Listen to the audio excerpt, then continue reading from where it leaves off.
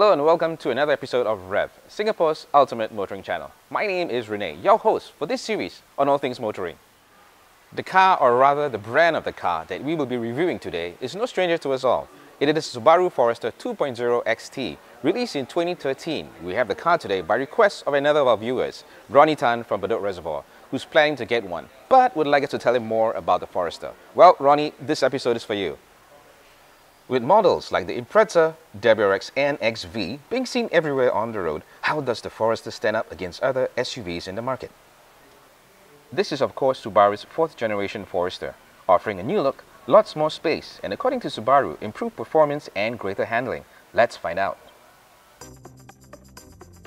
The Forester comes with an all-new 2.0-liter turbocharged 4-cylinder boxer engine. It has 240 bhp and 350 Nm of torque.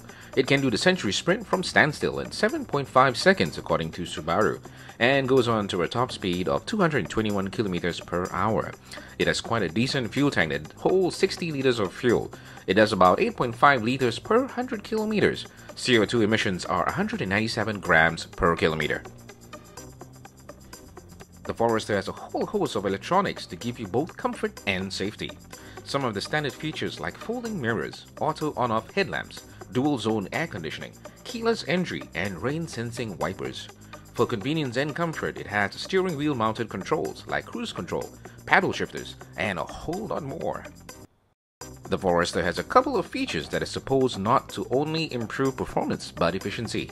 It has the all-new all-wheel drive control system called X Mode, and it also has the all-new high-torque transmission that is more responsive called Lineartronic CVT. The Boxer engine is supposed to deliver increased mid to low-range torque and smoother acceleration.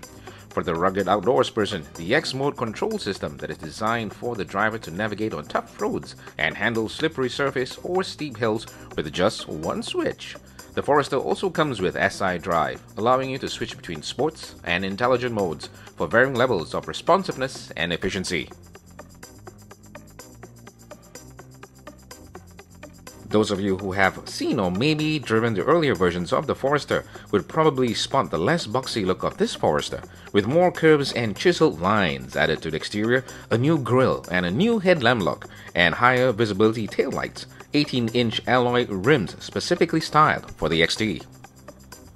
To give it a more muscular look, the Forester has been given more bulky bumpers, slightly flared wheel arches, and a roof rail to mount your bicycle racks or even canoes.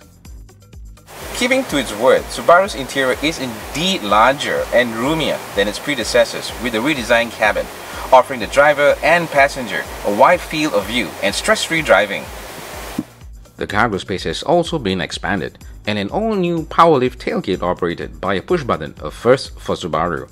The cargo space offers 505 liters, 55 more liters than in the previous version. The rear seating is quite impressive as well, offering pretty good legroom in the rear. Other features include the power glass sunroof, which extends all the way to the rear area, giving your passengers a win-in-the-face experience. Coming with lots of storage areas like cup holders, door pockets, and seat back pockets.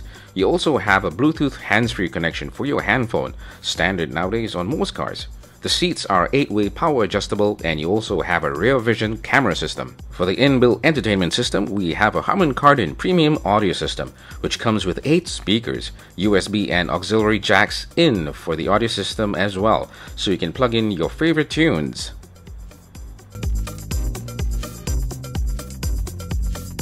All hosts of safety features has been implemented in the all-new Forester. Ring-shaped reinforcement frames. The ring-shaped reinforcement frames strengthen the passenger's cabin's roof, doors, pillars, and floor.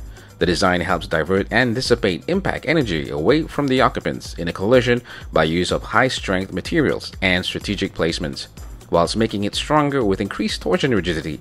The overall frame is still lightweight. Breakaway engine. Every Subaru goes above and beyond common practice when it comes to your safety. In the event of a head-on collision, the Subaru Boxer engine and gearbox are designed to absorb the impact and break away from the cabin for your protection. Seats, seat belts, and SRS airbags. Standard on Forester are front SRS airbags plus front side and curtain SRS airbags. Also, a driver's side knee SRS airbag greatly increases protection of the lower extremities in frontal impacts. Height adjustable front seat belts feature pretensioners to hold passengers firmly in place and load limiters that ease peak forces to the chest. In a rear collision, front seats utilize rigid frames, firm headrests, and such details as energy-absorbing mountings of the inner seat springs, all to help reduce the chance of whiplash. All-round visibility. The Forester is highly ranked for superior visibility by redesigning the A-pillar and integrating the partition windows into the front doors. We greatly reduce the size of blind spots. The side mirrors have also been placed onto the door panels, creating a remarkably open field of view. You can see easily in both the front and rear directions, so driving in the city on narrow roads is never a problem. The Forester has also received a 5-star Euro NCAP rating for safety. Okay, driving a Subaru. Well, basically, for me personally, I mean, I've been driving a couple of Subarus, and the minute I'm in a Subaru, it's just like I know I'm in a Subaru. I can explain it, but yeah, it's a characteristic of a Subaru which kind of sets it apart from any other vehicle that you have in the market. So okay, so now back to business. So yeah, so what kind of sets the new Forester apart from the earlier model, and how much is it better in a sense of a car or an SUV? Well, a couple of things are kind of new to the new Forester. Basically, first of all, when you sit down in the driver's seat, first thing I feel is I'm safe, I'm comfortable, and I'm really relaxed. I've got my arm and here, and it's really, I really feel relaxed and kind of safe when I drive this Forester. And then the things that kind of help you kind of visually give you an idea about what's going on with the car as well. You have this little screen which is up there in front. Just by toggling it, you can get all the the information about the car. Like now, what I'm looking at is how the car is actually moving, the wheels, rotation, stuff like that. Flipping through, it tells you things like temperature, how much distance you traveled, and going through again, it tells you your average fuel consumption, how much you're actually burning as you're driving. Flipping it through again, it tells you how much more before you need to fill up at the next petrol station, and flipping it again, gives you your favorite tunes, which you can pump out through the incredible Harman Kardon sound system. Great stuff there from Subaru. Really appreciate that one. So, and also the time as well. So there you go. The big display there gives you information, which you can actually see it really easy. Nice big screen there as well. Really okay for me. And other things in terms of performance, Subaru has a couple of features in the car itself. It's got the different modes which I was talking to you about earlier. The S, the SI, and the S Sharp. Okay, so now you're asking, okay, so now tell us, what's the diff with all the 3 different modes? Okay, in I mode, basically it's intelligent mode. It, as you drive, well, basically, it just follows the feel at your acceleration. So if you accelerate harder, it moves harder. If you drive slower, that kind of thing. Kind of straightforward for me.